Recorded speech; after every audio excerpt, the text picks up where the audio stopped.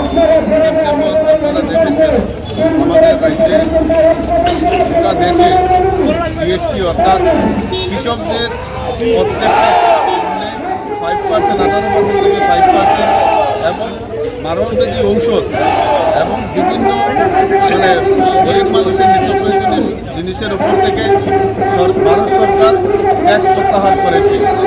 সেই ট্যাক্স প্রত্যাহার এবং 28% থেকে 18%, 12% এবং 5% যে ট্যাক্স করা হয়েছে, সেই জন্য আমাদের দেশের বিশ্ববরণ্য নেতা নরেন্দ্র মোদীকে অভিনন্দন জানানোর জন্য আমরা আজকে কদমতলা কুর্তিতে একটা র্যালির আয়োজন করেছি।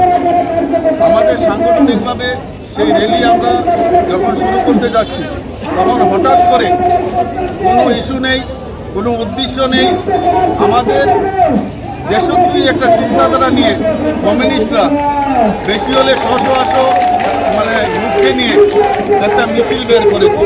অর্থাৎ আপনারা জানেন কদমতলা কুর্তিতে আমাদের সিপিএমের বিভাগীয় নেতৃত্ব জন্টু দত্ত, আমি হলফ করে বলতে পারি উনি গত পূজার আগে আমাদের কদমতলাতে সাম্প্রদায়িক দাঙ্গা সৃষ্টি করেছেন ইসলামউদ্দিন এবং জন্টু দত্তের নেতৃত্বে। এবার দুর্গাপূজাতে সেটা সম্ভব হয়নি।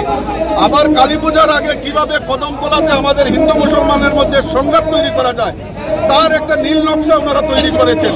আমি কদমতলাবাসীকে সবিনয় অনুরোধ করব, এই জন্টু দত্ত যদি আপনাদের কদমতলাতে প্রবেশ করে তাকে দূর দূর করে তাড়িয়ে দেবেন।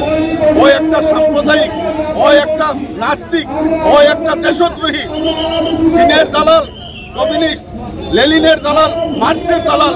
সে আমাদের ভারতীয় সংস্কৃতিকে